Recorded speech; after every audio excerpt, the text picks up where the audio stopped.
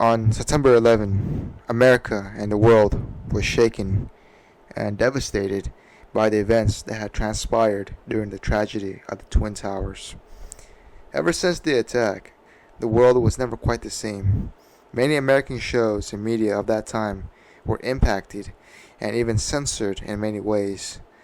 Despite being across the world from the US, Japan's media too was impacted by this very event. In fact, in today's topic, I will be going in depth of how one of the major powerhouses of entertainment over there at Japan was affected by the events of 9/11. One of Seed Destiny's major selling points of the anime is how it accurately reflects how the world is very harsh and racist and almost fearful of those who are different than others. It's like a saying, from Naruto: people fear and people hate what is different, but most of all, they hate what they cannot understand. When I say I enjoyed Gundam Seed Destiny, I'm not referring to the story or setting, but rather the very essential messages and themes the anime tries to portray to its viewers and many fans across the world. As I always say in my videos, the anime has garnered a lot of hate for its writing and abysmal character arcs. But one thing many fans ignore or glance over is how the messages and themes of this very anime coincide and even reflects the real life reality of our everyday life. Of course, what I am referring to is how the anime itself actively depicts and represents the modern topics and issues concerning the endless cycle of hate and anger caused by battle, war, and even racism, prejudice, and even real-life social issues. But despite Seed and Seed Destiny being over 2-decade-old anime, the controversial and sensitive topics depicted in the play are actually very still relevant in today's society. One of the themes I mentioned above was about the cycle of hatred itself, which was perpetuated by these key factors of anger, racism, and even fear, which builds and eventually culminates into hatred itself. This is evident all over Seed and its sequel anime, Seed Destiny, where the main topic was always about two sides of humanity inflicted into a race war, basically, due to differences in abilities and lifestyle. As many viewers of the anime already know, the main conflict of the story was caused by racism and fear between the Earth-bounded and non-genetic modified naturals against the space colonists and genetically enhanced coordinators. In Seed, both sides were shown to be wary of each other and even engaged in conflict over the simple issue of race. In the story, the naturals grew to hate the coordinators because of their differences in abilities. The naturals had always felt second to those who had their genetic genes changed, which had slight advantages. Of course, this being in the form of being physically stronger by not having the ability to catch diseases or get sick, and of course, faster learning. The naturals, of course, felt inferior to their coordinator peers, and because of these very differences, the naturals grew to hate and resent the coordinators for being different in nature. Even the antagonists of Seed and Seed Destiny have made alluring statements concerning how this racist feud gives birth to the endless competition and strife to always exist from society, as people simply can never be truly satisfied with their own way of living without having ever the need to compare to each other's lifestyle and eventually their social identity. The issues concerning social barriers of race and status, of course, ignites the ambition of greed and the need to reach higher heights to compete with others. Because of this inferiority complex of the naturals, it leads to the hatred and ideology of extremists to try to nuke a space colony of coordinators in space, which of course leads to an all-out war between two sides. And as such, both sides were engulfed into war that wanted the other to be completely purged and killed off. The cycle of hate is something that is addressed quite often in the anime.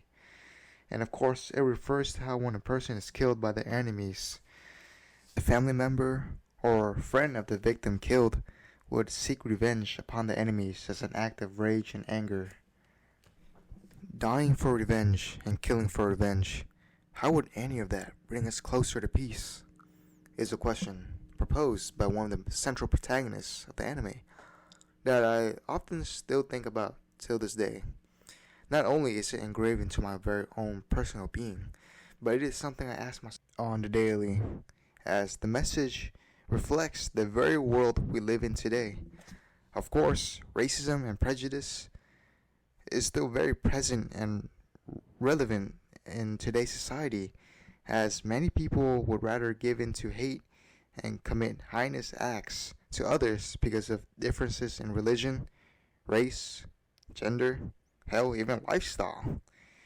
Many of the national tragedies of today's society are mainly caused by anger and hate that the citizens have for each other.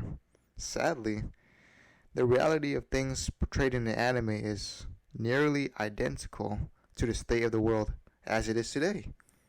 Everybody's just filled with anger and prejudice towards those who are different. Because of the failure to understand those who are different, rifts and strife are created between the people of today who choose not to join hand in hand and coincide with each other. I, for one, of course, have given into this cycle of hate when I was young. Often, instead of trying to understand other people, I would judge them on my personal standards, and as a result, many of my relationships with the people around me have deteriorated because I choose to give in to my anger and frustrations when I was young. To sum it up, I think that one of the reasons why people choose to hate today is because they just can't simply understand those that are different in lifestyle. And as such, they are often the subject of being judged for not fitting the image their peers have set in mind. Inflicting pain over acts of revenge over grief and taking away another person's life won't bring us closer to harmony. Not only are you killing someone, but you're taking away the life of a son or a daughter or even a friend to those who have memories with. Of course, this is one of the main themes that I inferred from watching Seed and Seed Destiny over, I don't know, a couple, like 10 times, is that it's not really easy just letting go of your hate and anger. It really is hard. It really is hard to pick the path of peace. But it really is easy. I'm not going to lie. It really is easy just, to give in to hate and just let it all out. But of course, the gist and what I'm trying to say is that the main theme of Seed Destiny that it was trying to show us is that despite the hardships of letting go, it's actually better in the long run to just let go of your past and your anger and communicate with others and understand them and where they're coming from, because despite all these differences, we're all still somewhat alike with each other. We may be different, but sometimes if we look past our differences, we can find that we do share similarities with each other's. And that's what, Special Edition 4 was trying to emphasize on. Kira and Shin, in the ending, they may be different characters, but they do have the same dream. They both wanted to end wars. And once they got over their differences, they found that they have quite similar traits to each other. And you can obviously see that. I mean, in the games, the dialogue, this is the main theme of Seed Destiny. One of the things that I don't really praise the anime enough is one of the more powerful and memorable episodes of Seed Destiny is obviously its first 12 episodes, which I consider to be absolute peak. The episodes that I found to be important to the topic at hand is about the Junior 7 drop event in which remnant coordinator terrorists of the previous war have engaged in an act of a hate crime by dropping the giant space colony Junior 7 into Earth's orbit as a way of damaging Earth's cities and in an act of retribution against those on Earth for the previous war and seed. What stands out the most is obviously the dialogue of the terrorists saying, "How are you able to laugh and smile with those people who were our enemies in the previous war?" Which represents the people who choose not to join hand in hand with their enemies in a truce and understand them, but rather choose to continue the cycle of hatred and anger for revenge. Coincidentally, that's also how the people of today who give in into their anger think. They are often stuck in the past, and their feelings of pain are lamented in their heads, and as such, they just can't seem to find common ground to understand their enemies at all. After the events of the drop, many chunks of the colony fell onwards Towards the Earth. and, of course, destroyed many cities and landmarks near the equator. Although our protagonists tried to do everything in their own power that they could to prevent the destruction, all they did was just minimize the damage caused. Our heroes couldn't change the fact that it was ultimately coordinators that caused damage, which is the only thing people will see and know. Why this is important is because it relates heavily to the many national events of society, of course, namely 9/11 and even the pandemic of 2020. Many of you know that 9/11 was caused by a terrorist extremist group that had attacked America for its landmarks and thus gave rise to a conflict that lasted many, many long years. During that time, all the people ever saw was not the fact that Islamic terrorists did the deed, but rather it was people of Muslim and Islamic descent that did it. And because of this, it leads to stereotypes that all Muslims are evil and they're bombers and they should not be trusted on airlines. It's rather unsettling and realistic how See Destiny tackled this issue with just one or two episodes by showing us the reality of how people think. People don't judge the perpetrators for their actions, but rather they judge on race. All people see is that it was an Islamic and Muslim group that did it. So therefore, its people and religion are all bad and at fault. See Destiny reflects this implications of the real world by showing us scenes of citizens of Earth blaming and judging the terrorists of June 7 for being of coordinator descent instead of their actions and extremist values. To think of a more recent case as an example for this video essay instead of 9/11, I would like to mention the COVID-19 pandemic arc saga during 2020. I remember way back, a couple years back, when it was made aware to the public that it was a man of Asian descent and ethnicity that happened to eat a wild bat in Wuhan, China, that caused the collapse of the world by creating the virus to spread. The public just perceived the information as a means of having a platform to bash their frustrations in. Similar to 9/11, all the public ever saw was one person of a specific race that had caused the tragedy, and because of this, there was a rise in hate crimes to the Asian community, as many saw that Asians are to blame for the pandemic due to one man's action because he was of Asian descent. It is true that since the public only saw it as an Asian man causing the pandemic, which in turn springs hate crimes, but it simply does not excuse the fact that this one man does not represent or even is remotely similar to every Asian person. In brief, the mass and public only reprimands a person's actions based on their race instead of the misdeeds caused by their ideologies, which leads to stereotypes and rifts between communities. It is this very psychological way of judging and blaming on race that gives birth to fear and hate between many cultures living together. Once again, guys, I must commend the first 12 episodes of Seed Destiny for the realistic portrayal of an outbreak of war.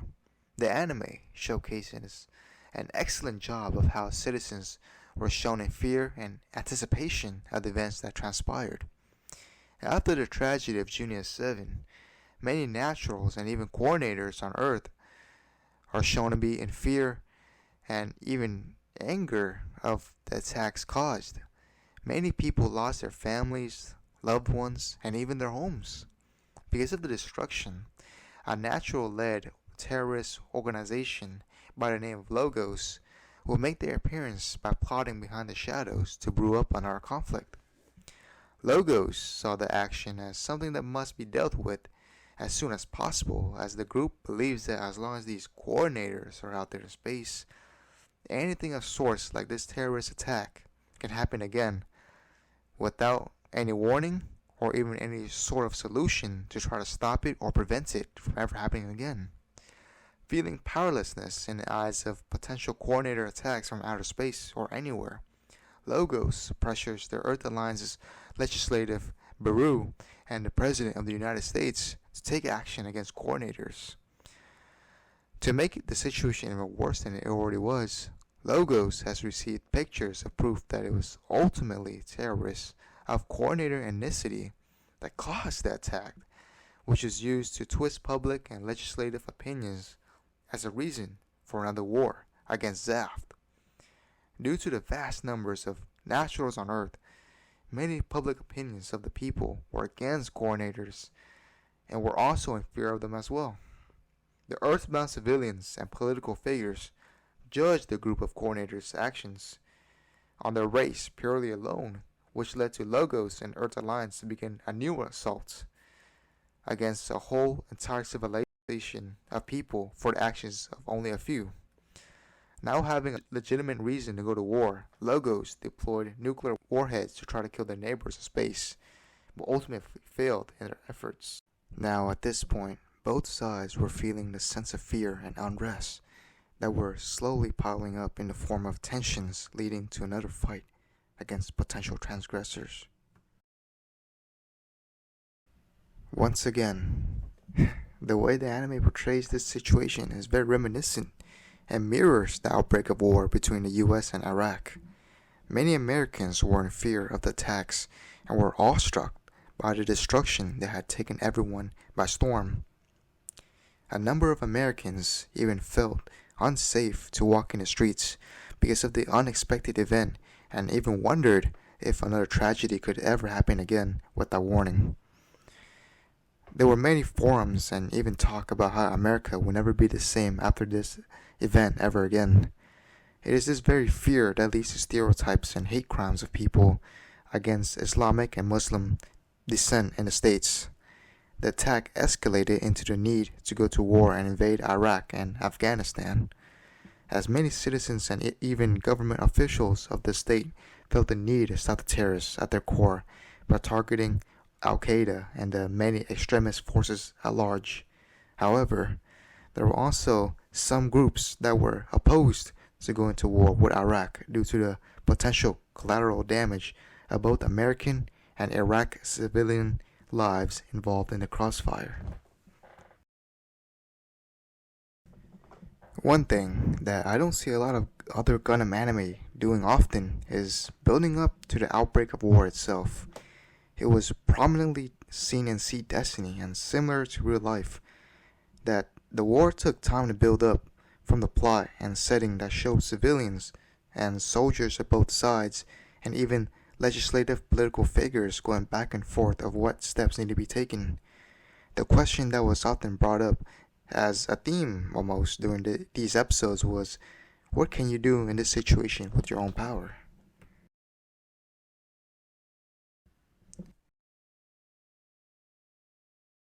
Now this is just an extra part that I decided just to add in at the last minute, but one of the biggest gripes and criticisms of Seed and its sequel, Seed Destiny, is the everlasting fact is how can a super pop star idol have so much influence and power over the people of both Earth and the space colonies of the coordinator dominated planets despite not being much of a politician.